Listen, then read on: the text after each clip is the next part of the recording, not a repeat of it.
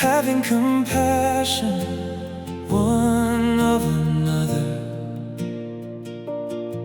Love as brethren, be pitiful, be courteous.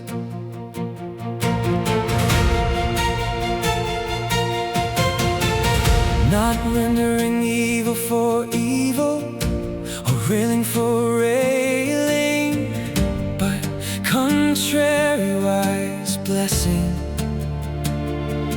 knowing that ye are thereunto called, that ye should inherit a blessing.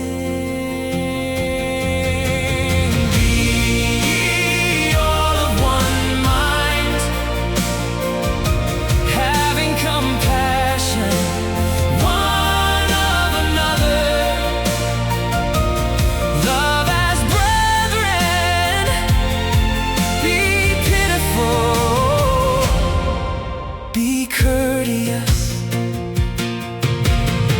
but sanctify the Lord God in your hearts, and be ready always to give an answer to every man that asketh you a reason of the hope that is in you, with meekness and fear.